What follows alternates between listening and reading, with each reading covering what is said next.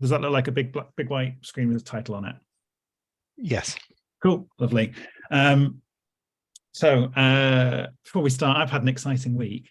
At the weekend, I gave myself a corneal abrasion, a big scratch on my eyeball.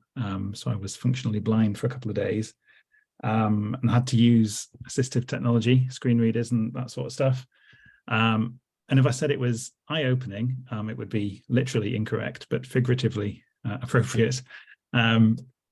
So this is me making excuses for not being particularly well prepared today.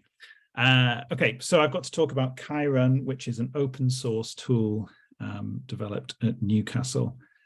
And I have some slides with very little text on. I'm mainly going to talk and then just show you what it makes. So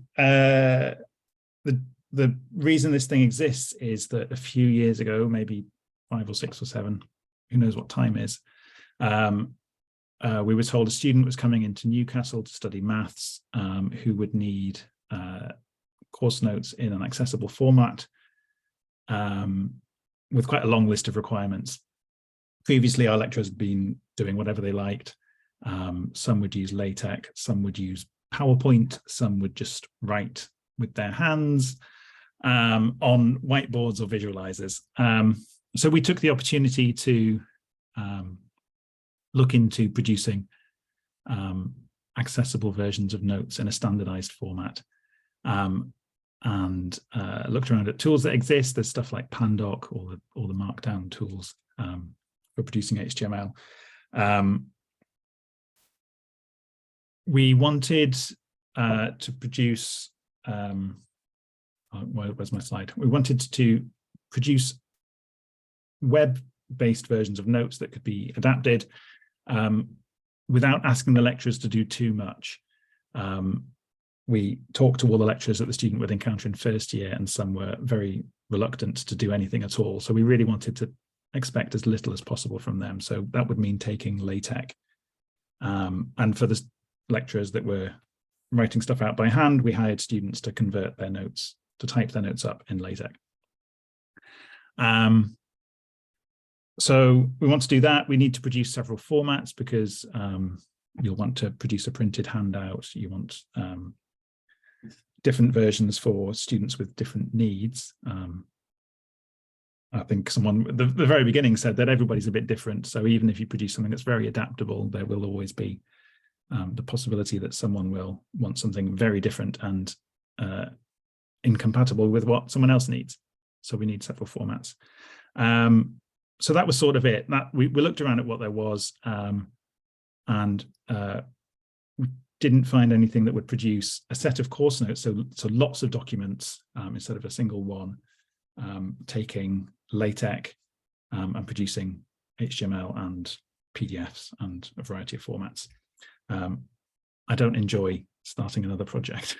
So that's that. Really, accessibility was the entire motivation for Chirun existing.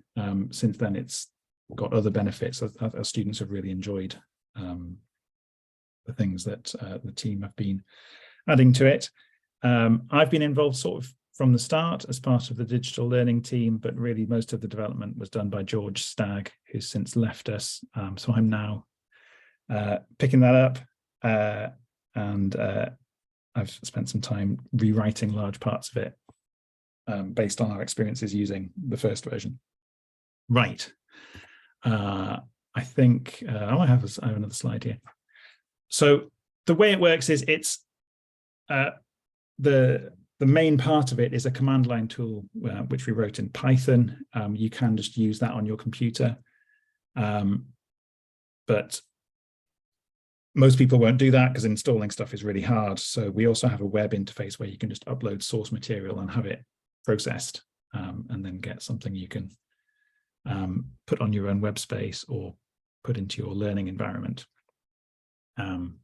We have an LTI tool, which at the moment we just integrate with Newcastle's Canvas system for lecturers to just manage everything through the VLE. And my ambition is to sort of make that available to everyone as free as we possibly can. Right, so, oh, there's a link to a demo thing. Okay, and I actually have that open somewhere. Have that open, right, okay. So this is what Chirun's output looks like. Those who've used it before, this is different. I rewrote the theme recently to really go to town with accessibility stuff. So this demo sort of shows off that we can take a few different kinds of source material, some notes in LaTeX or in Markdown format, some slides in Markdown or in Beamer, or a Jupyter notebook, because our team, we teach the computing modules, so we've done a lot of stuff with Python and R coding.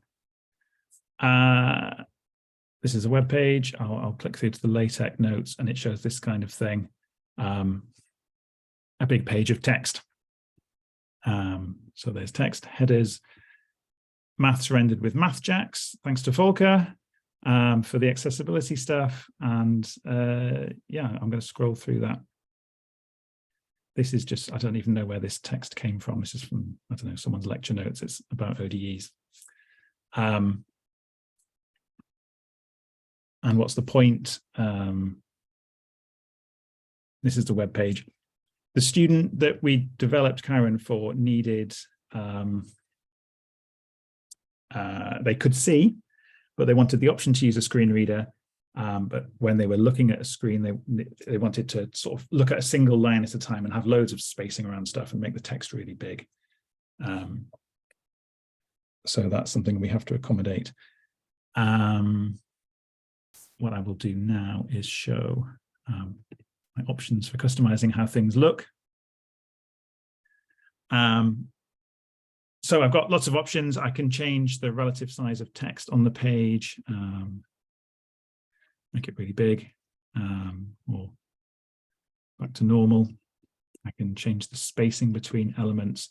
And this is important, but both for reading, for cognitive load, but also for motor control. If you're using a pointer and you need lots of space around things to make it easier to hit and less likely to miss things. I'll set that back. Change the font. So people with dyslexia, other kinds of things. This Atkinson hyperlegible font is designed for people with low vision. So everything might be a bit blurry. The letter shapes are made to be really easy to distinguish. Color schemes as well. I know these are the basics of making stuff accessible, is wanting to change these sorts of things. So I can switch to have a darker background, or I can really change everything. I haven't used this on the Mac yet, so I can change the background color of the page.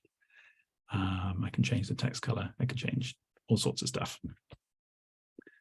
And then I had a look through what automatic filters browsers can do, and there's some other ones.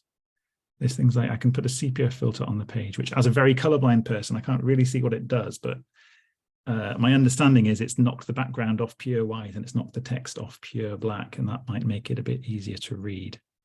I'm going to leave that how it is. I can actually turn that up quite high.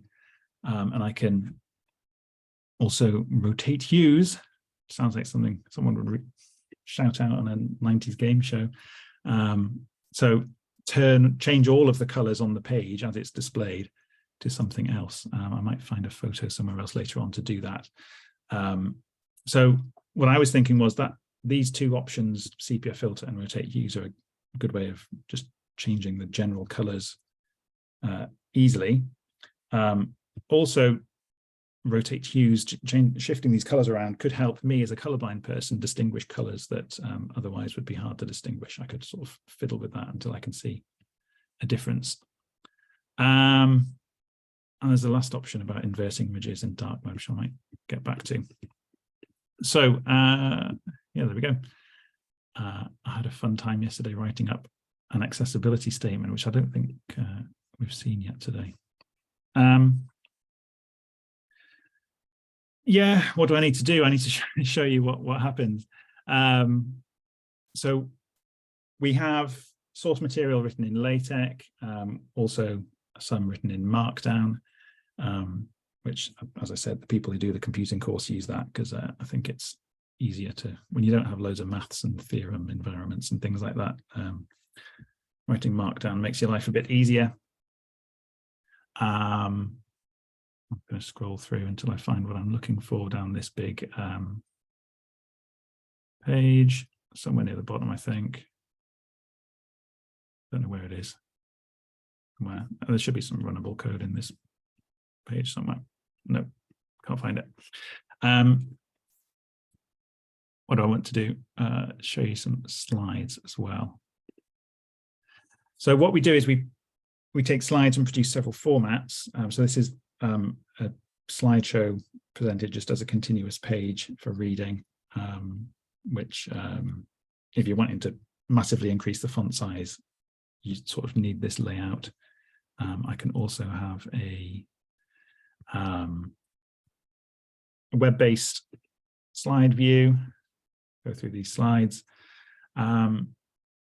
or I can view a PDF. Now this one was Markdown, so that's going to look very similar. Yeah, it certainly does. If I go back to the Beamer ones, so here's some slides I wrote in Beamer, in LaTeX, and if I go and look at the PDF, it's produced that's the standard Beamer output for that source material.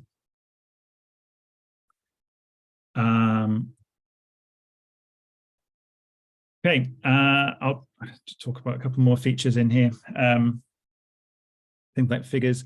Volker has, I think, covered the best possible world of figures and diagrams.